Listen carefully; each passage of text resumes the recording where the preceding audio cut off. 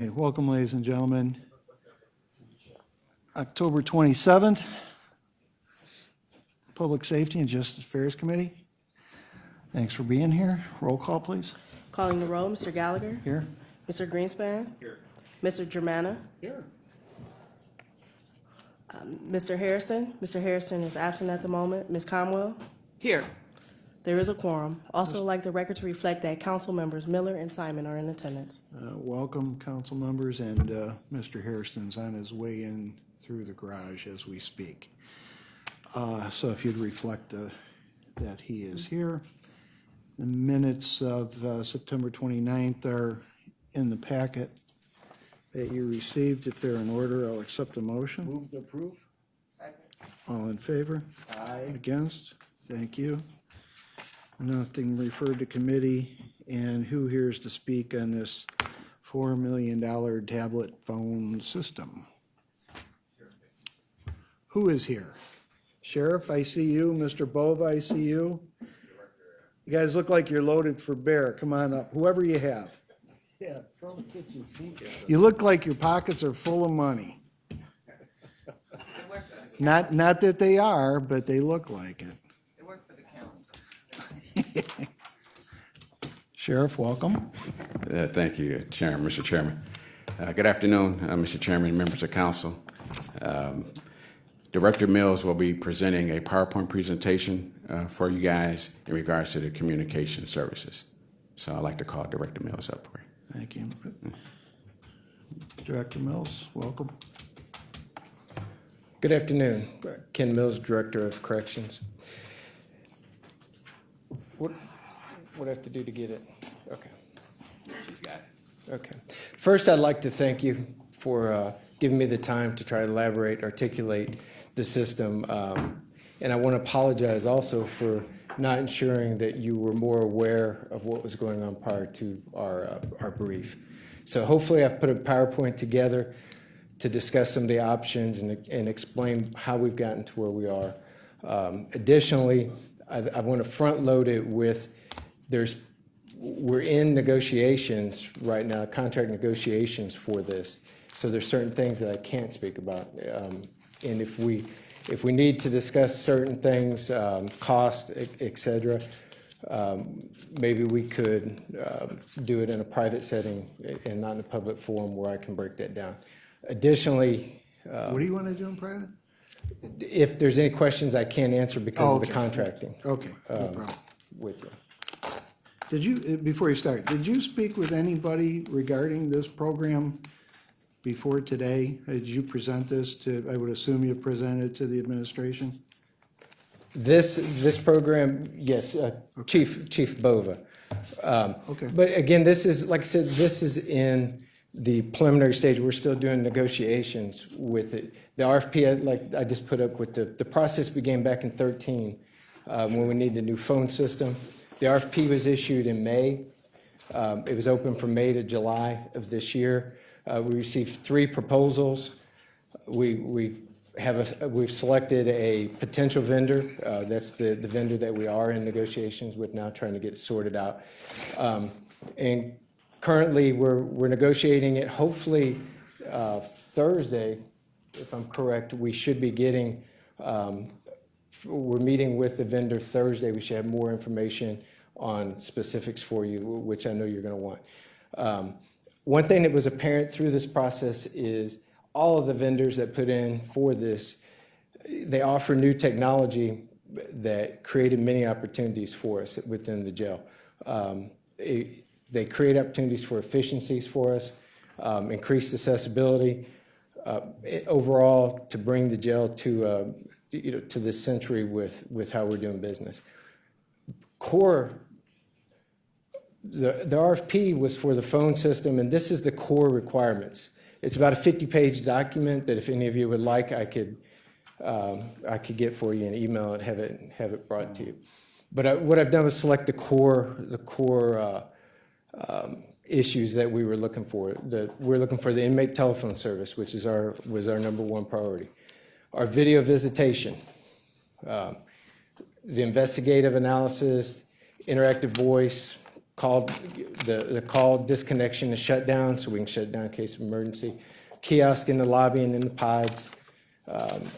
In a jail management system was optional if they wanted to put a proposal in for that also. This is the core requirements, and I think the other day when we spoke, I kind of misled you unintentionally on the fact that this is what we were looking at, and this is what the revenue that we're proposing to you is based off of, the core requirements. You know, once the word tablet came out and some of the other things we were looking at, I think we kind of shifted away from the core purposes. Can I just ask you a question before you get too downline? Because I can understand everything pretty much except what's investigative data analysis? What is that? That's tools for when the inmates are on the call. It's for our jail investigators and also provide information to the sheriff's department, law enforcement, where it monitors and we can tell who they called, when they called, it records it, they can play it back. It's tools to help with that end of it. You know, we do routinely now, you know, we do that now by recorded, but it's very manpower. You know, one of my correction officers sits there, my jail investigators sit there all day listening to phone calls.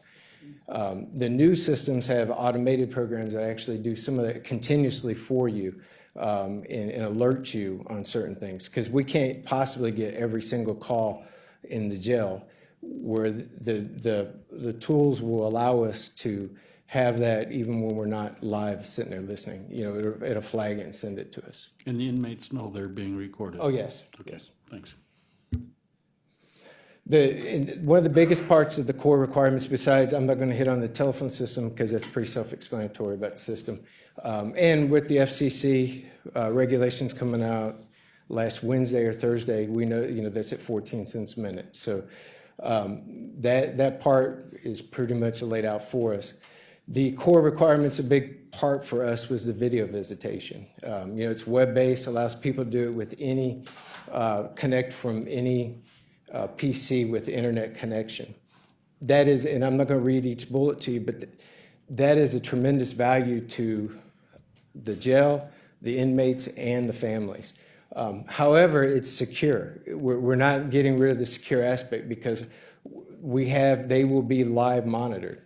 The visitations they come in and they will be live monitored, and actually they have, you know, some of the software will actually monitor for keywords, alerts, stuff like that also, why they're being live monitored. So we're getting, you know, the same level of security. It prevents, it really cuts down the opportunity to get contraband in the jail.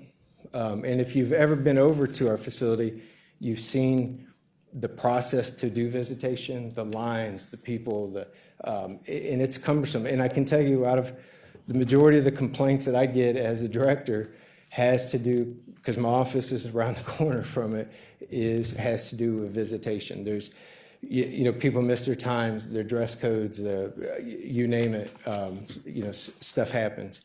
And it's the process is such that, you know, we can't, if somebody is 15, 20 minutes late and they miss their slot, we can't accommodate it. So this frees a lot of that up, and it makes it more accessible. Yet again, I'll stress it maintains the same or probably enhanced level of security over the visitation when they're there. We're not going to be losing anything with it. For me, it will free up correction officers. I won't need as many to be in those areas where I can put them back into jail security. So it's a win-win for us. The investigative tools, which we talked about, it enhances the capability for us to collect evidence. It's live monitoring. It has live. We can live monitor every call. We can scan them while we're on it. The billing name and address, who calls, who billed, we can look all that up. Three-way call detection, which is big because, you know, somebody can make a call and then be forwarded to the victim. And, you know, right now we have a hard time controlling that, where this will alert it right away and it can be shut down. You know, it has to go to the person that they're going to.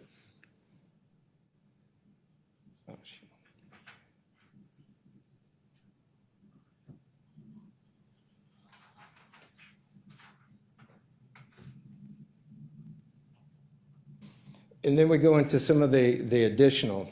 This was the part I didn't separate well, and I'll hit the inmate tablets a little harder just because of the discussion we had. These are not part of the core RFP or what we were talking about. And hold on, I gotta go further back. I hit a couple of them. Sorry about that.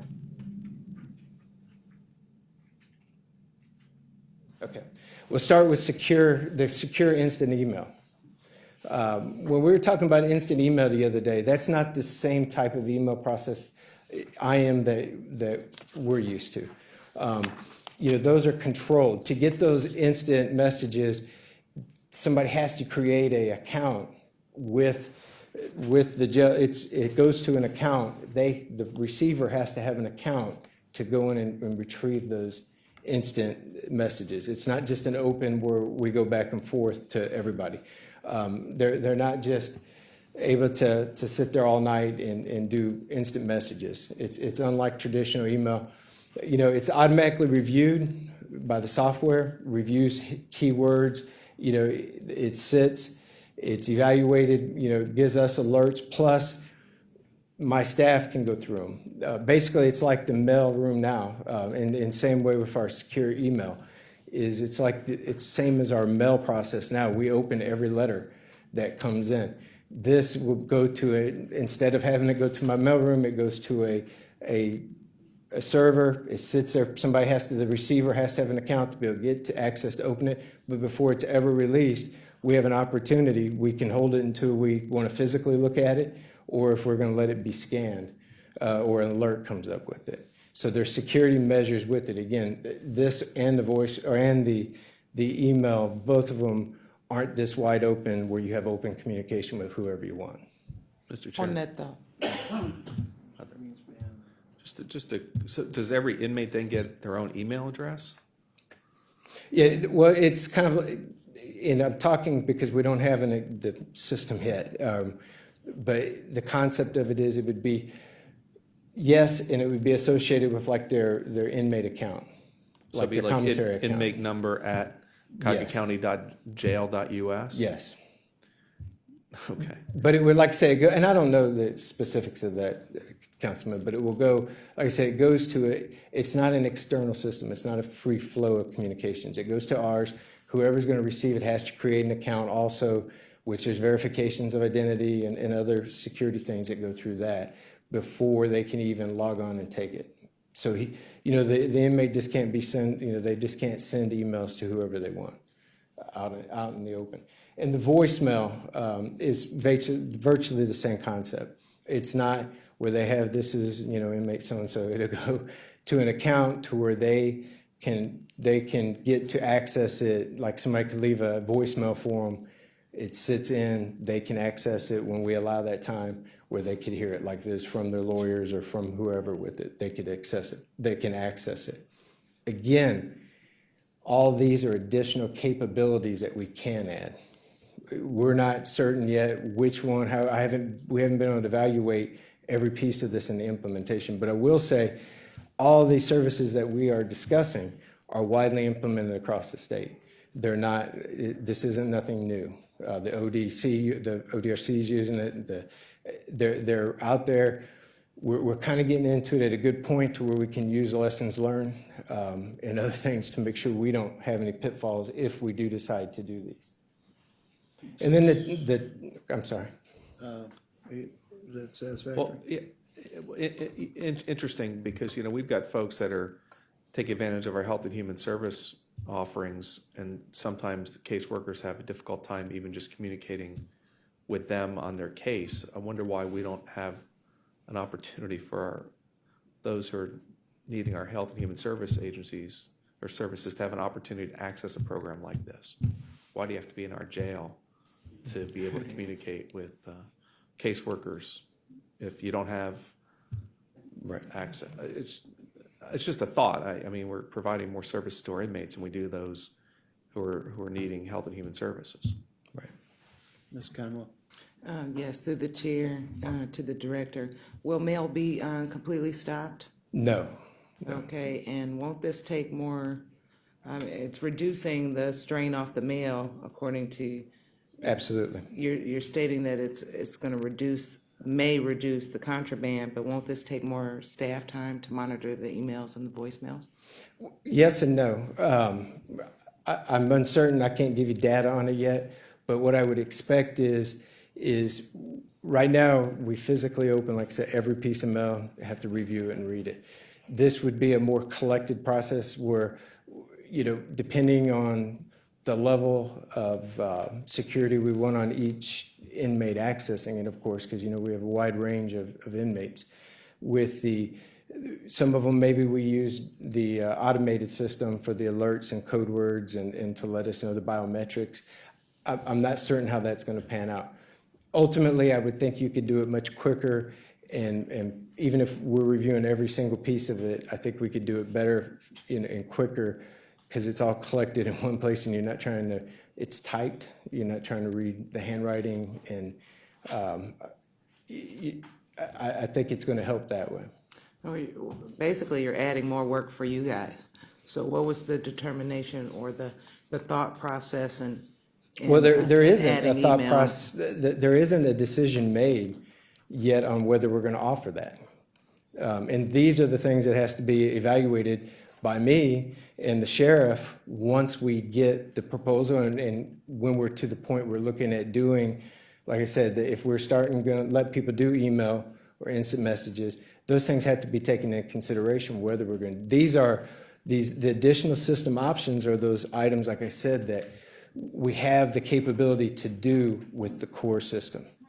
And we haven't made a definitive decision because I don't have the data to analyze it yet, to look and see which way I want to go with it. Okay, and so in all the, because you've had more time to look at this than us, and Yes, all the ma'am. tools that are offered in this package, do you have a succinct list stating the ones that would be? Well, the page that Needed says to core improve. requirements, that's what's going in, the first page. Gotcha. In the areas where you see where it says additional requirements, those are the ones that we'll still have to further evaluate, and they would be implemented over time. Those were something that if we want to do, and that's something I could always come back and brief when we make a determination, provide the data, and we talk about it before we move forward at that. Is it, my last question, is it an additional cost? You have the core requirements. We might not do the additional at the moment, but if you decide to move forward with that, would it at that time be an additional cost? No, Or this ma'am. is the These- basic package, we can use it how we so choose? The core requirements are what we have decided we know we want within the facility. The additional ones are also available at no extra charge to us to put them in, but I don't know if I want them yet, and plus it's going to take time to get to that point to where we're ready. Our main focus is those core, getting the video visitation in. I know I want that's number one, in getting our phone system contract renewed. And I said, that was my last question, but Okay. since, on that point, since you stated that over time you'll look at the additional system options, and you stated that it wouldn't be an additional cost, could you still come to county council, to this committee, and let us know if you add any additional? Yeah, absolutely. That's what I would recommend actually is to keep the Public Safety Committee briefed on this as we move forward. Mr. Hairston. Thank you, Mr. Chair. Just a quick question. So someone over the weekend was talking to me about JPay. Is that similar to this email program you're talking about? JPay, I guess that's how they communicate through like an email program through the state inmates? It's the same thing. Just a second. Yeah, it's the Also, same. it's just the same It's the thing that they same use at the state. It was Yes. just, it's just All titled this is the something same thing different. that's used at the state, Oh, just okay. different names. All right, thank you. Yeah. Mr. Miller.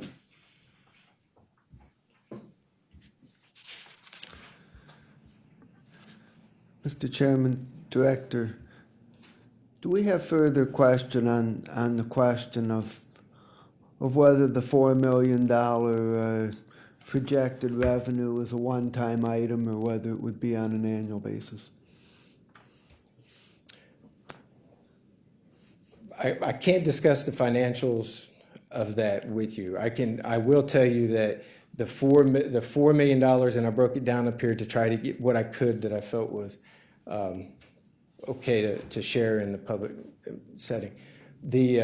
Out of the four, $1 million of it, the four, and we probably should have broke it out in when we did the budget, but the $1 million of it was from the commissary fund to transfer, because technically, and one of the things I found when I got here was our commissary fund should be, our commissary should be self-supportive. And we should be charging back, we should be reimbursing the county for those salaries. That's about $1 million of it.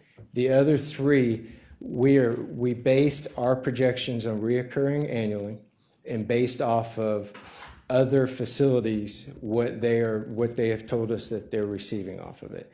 Those are what the numbers are coming from.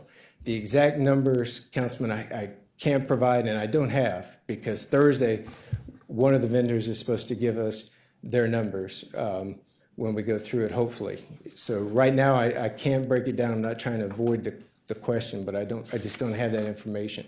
But we're comfortable in our projections with the other counties that we're using it. So,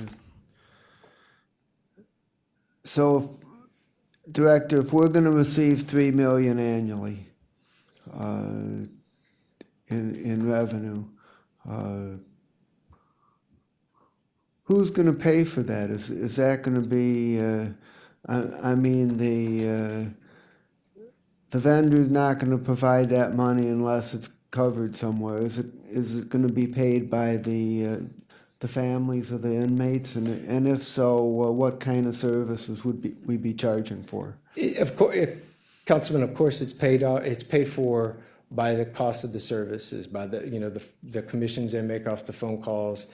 The video visitation will have a fee associated with it, et cetera. But for example, the video visitation, while they range anywhere, and we haven't set a price, but they range anywhere from what I've seen between $9.99 and $12.99 per visit to do it. That's actually saves the families money compared to what it costs to travel down here right now, to take time off work to do it, to pay for parking, et cetera. In the long run, it's a savings to them.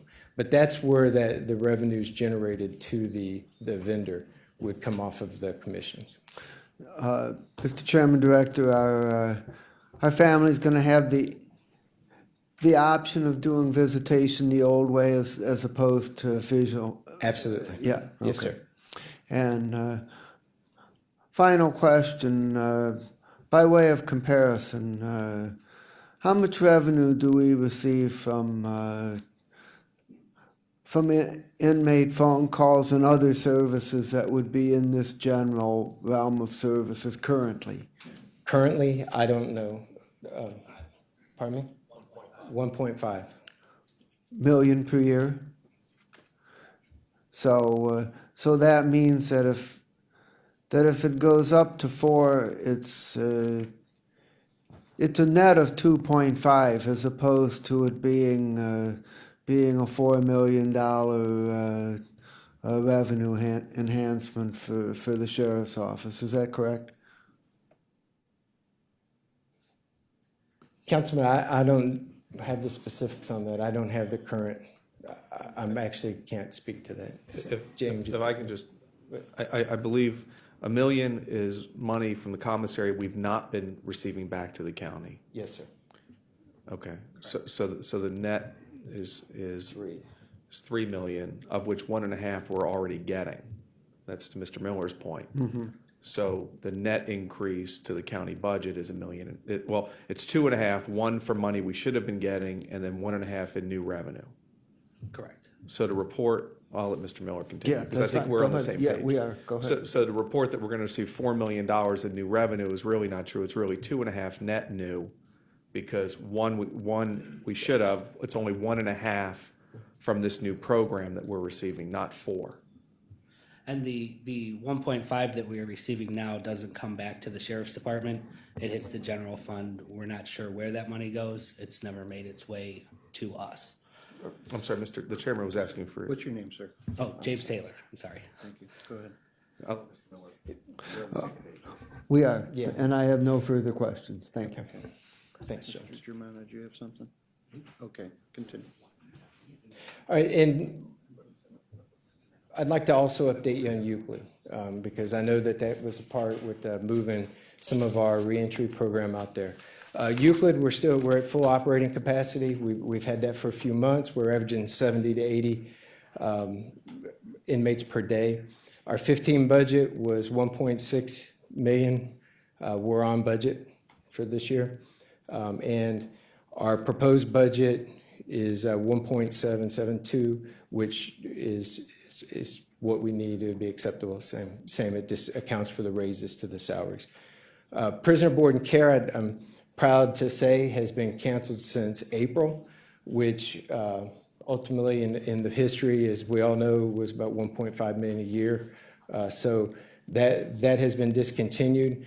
So Euclid actually has turned out, without Euclid, we wouldn't have been able to do that. So Euclid has turned out to be a savings for us. Public Works has begun the phase 3 that I briefed out, repairs to the contract. So hopefully that's in process. Hopefully we'll have that closed out in a few months and be completely done with the capital end of it and the rehab project. The reentry program that was mentioned to you, the Office of Reentry and the jail have been working on the potential of taking Euclid and using unused space in the back of it and turn that into a place for them to do programming. We think it's an excellent idea. I do personally too. It helps me with efficiencies, but on top of it, it's a better environment for those type of programs for what we're doing.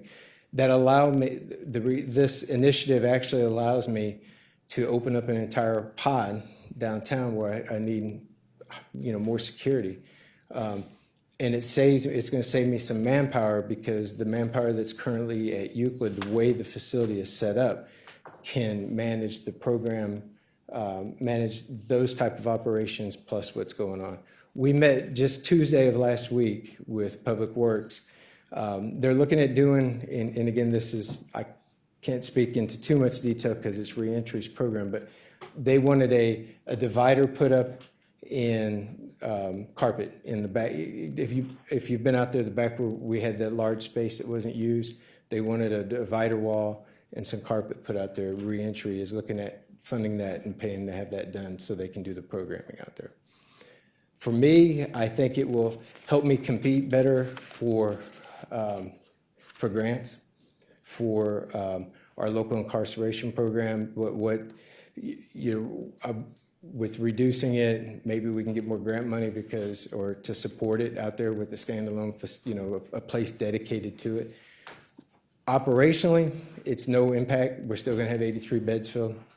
I'm going to keep it at capacity so we still have the beds. If they're not in programming, they'll still be out there. It's not going to be solely just saved and the bed's not used with it. So that's where we're looking at. And we still haven't gotten any word back. I haven't heard anything back about the cost of what they're going to do. Our overtime for correction officers, another issue I know that we touch on. I'll be kind of quick with the contracted overtime and variable overtime is how I break it down. I'm not sure if it's the proper terms or not, but the contracted overtime, my correction officers' contracts allow for 8 hours of overtime every pay period. That's not extra hours worked. They get paid for 8 hours overtime every pay period. I can't control that. I have no control over it. It's the way it is. And that comes out to about $3 million a year in that contracted overtime. Variable overtime is that's the cost of overtime that I have to do to fill shortages, to fill gaps when people call and say, and we're minimally staffed. So on a daily basis, I have to use overtime to keep moving. When I got here, it was when I took over this position last March, the sheriff was very clear with me that that was my first priority, is getting our arms around that overtime. So I couldn't make any changes until we do, I don't know if you're familiar with it, but what's called shift pick. Every 6 months, the correction officers pick where they're going to go basically, where they're going to work within the jail by seniority and other things. So I had to wait till that period before I could implement any changes in the staffing and how we were doing it. But in the meantime, I went through and leaned out all the processes. I went through every section in the jail, took every process, evaluated it, and made a lot of changes for efficiency. You know, we were doing things in a lot of areas because that's the way it's always been done that way, and that's why we do it. Not necessarily the best way. So we took that and we made some moves with our resources, and we started it July 11th of this year. Since that time, and we've been aggressive on the overtime, using our resources corrected. Since that time, we've averaged about 31% decrease in overtime. That I'm not going to be able to drop it any lower than that. That's a pretty static number. I think it's a pretty good number because it's just the sheer number of people. Like I said, we started at a deficit some shifts where I have to pay overtime to have people there. And the jail is got essential positions that I have to have somebody there. It's got to be filled. If somebody calls in sick, I can't just say, okay, go. We have to have somebody in there to take care of it. So that's where we are with our overtime. Like I said, we've been able to get it down. We've been working aggressively on it. All my managers, my mid-level managers, we're very focused on how we're doing business. Mr. Germano. Thank you, Mr. Chairman. This 8-hour contracted overtime, whether they work or not, I can't Well, understand they it. work. How does that? How it works is they work 12-hour shifts. We went to 12-hour shifts. So on one of the weeks, they work 48 hours because they do 12 4 days. In the next week, they work 36 hours. The period that they work over 40 hours, that 8 hours of it is paid at overtime. Because it's not considered, it's not written to where it's a 2-week period of 80 hours. It's the 1 week where they do it. I'll have Mr. Miller explain it to me. Through the chair to the director, do all correction officers get a chance for overtime? I know you said you had shift picks and you do seniority, but after that role That's as per the overtime is given out in accordance with their union contract. They're very specific in the contract about how that's assigned. And when you talk about it's in the contract per the 8 hours overtime, is that the union contract? The union contract, yes, Okay. ma'am. Yes, ma'am. I got it. Mr. Greenspan.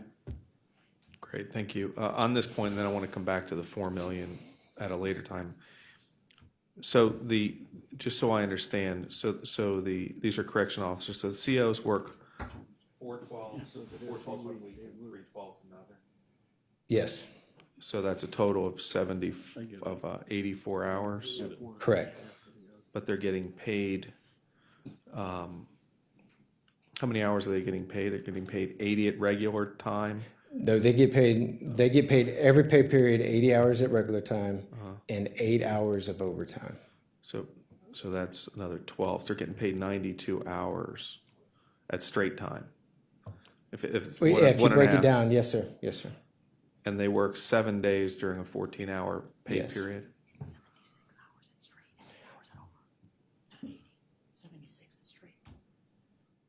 Oh, it's 76. 76. Sorry. Yeah, wrong Don, math. I can hear it. 76. You I'm whisper sorry. like me. Yeah. Thank you. So it's 76 at straight time plus 8 at Correct. overtime. 8 of overtime. So 8's 12. So they're getting paid, says 88 hours. Yes. Is that right? 88 hours. Okay.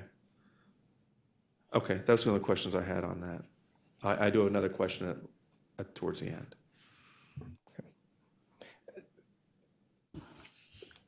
That was all I had to present. So Does anybody else have any further questions? it's Ms. Conwell? Just a quick one. You talked about earlier the bidders. How many bidders was on the contract prior? There that was 3. 3. Are they all from Cuyahoga County? One, just one. Thank you. Mr. Greenspan. Okay, thank you. Getting back to the $4 million. So just so I understand it,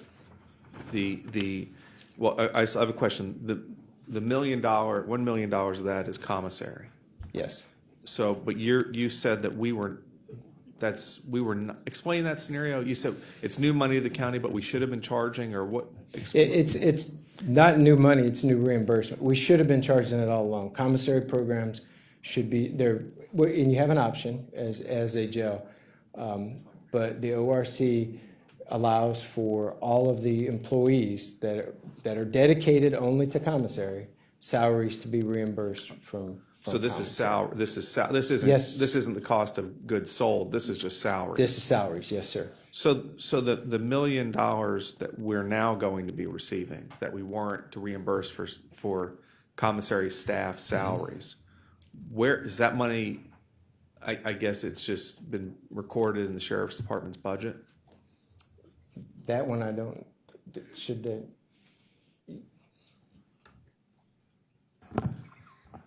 Good afternoon, Council. Commissary, we are estimating with all of these new features, if we move forward on this communication systems, we are estimating not only revenues, but we are estimating the commissary account also to be generating additional revenues. Again, there's a lot of features on here. Some of those features will be just straight revenues, and some will be revenues going into the commissary account. Now, the commissary account in the past has not paid for the commissary personnel because it couldn't afford to. The commissary account has assisted the general fund in the past to the point that it could afford to, because we are mandated to keep a certain balance in that commissary account also.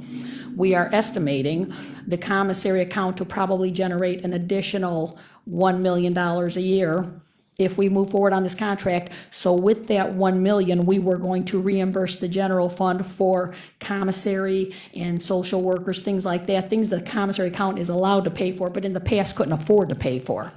So in the last 2-year cycle, the 14-15 cycle, you said sometimes it did and sometimes it didn't. Did it in this past cycle, the commissary account pay, 2-year budget cycle, pay anything back to the general fund? Not so much that it paid back to the general fund. No, what it did was certain purchases that we had an option to either make from the general fund or make from the commissary account, we made from the commissary account to assist the general fund. That was how we tried to stay within budget on some of our purchases that we made. But it never reimbursed the general fund. We just made purchases that we could afford to make through the commissary account. Okay, so then the $1 million then could be defined as truly new revenue.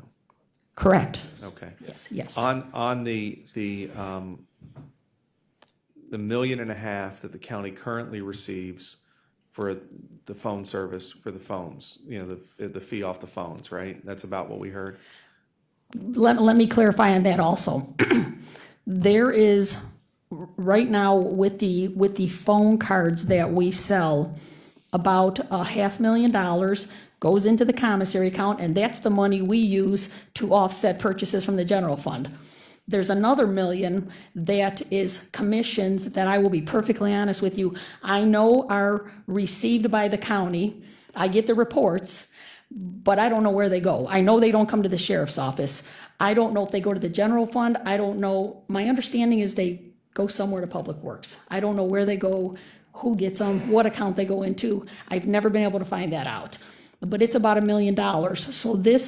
So I can't even say if it is going into the general fund. I don't know. So the $500,000 of the $1.5 million was going back to the commissary, but you're saying now under this new program, it will not be going there. It'll be eligible to go back to the county. We still estimate that there will be able to be this $500,000 to make these purchases, plus an additional $1 million to go to pay for salaries. That's what we're estimating based on some of the counties we've talked to and some of the revenues that we're currently generating under our very antiquated system.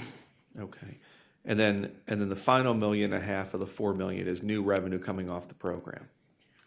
The final 2.5 is new. Well, it's a 1 million commissary, 1.5 million of old revenue that's coming, of revenue, we don't know where it's going, coming back in, and 1.5 million of new coming off. And again, we, without saying too much, because I know, we have, these bidders gave us options. We opted for this one particular options. Yeah, it's still negotiations. That end is still in negotiation, but the concept, Councilman, of You what you're you saying gentlemen is behind you, correct. I know, are carrying weapons, so I'd be careful with what you Yeah, say. it's, Yeah, when it comes to the contract, I think. Yeah, I don't want, we don't need yeah, to go there. the concept of what you're saying is correct, I believe. Okay, so in the budget, there's a new revenue line of $4 million. And so I can understand the million from commissary. I don't understand what happened in the past, but I get it, kind of. I can understand the 1.5 million from the revenue coming off the new contract. To Mr. Miller's point, though, I think we need to understand that that middle 1.5 million or million, where that's going back into the county, because if that is going to public works or the general fund or wherever it's going, that's not new revenue to the county. So somewhere between now and Thursday, when we resume our budget hearings, I look at Mr. Glassburn, we probably need to understand that's not new money. 1.5 million is not new, but it's being counted, the budget is new. And so we need to kind of get our arms around exactly where that money's been going. Mr. Chairman, if I can respond, I understand the comments made due to the negotiation. There is a couple items that we can't discuss publicly, but those items will address the balance that you're concerned about. Okay. All right. Well, regardless, I think we still need to know where that million went. You know, you still may get to 4 million based on whatever negotiations are happening, but if there's $1 million somewhere in the budget, we need to know where that is, because one of two things: it's going to be redirected for this purpose, which is going to leave a deficit in wherever department or agency that money's going, or we're double counting it. I just want to make sure that we have it properly reflected. All right, thank you. Okay, anybody else? Ms. Brown is here. Welcome. Miscellaneous business? Public comment? No, Mr. Chair, no one is signed in. Thank you for your time.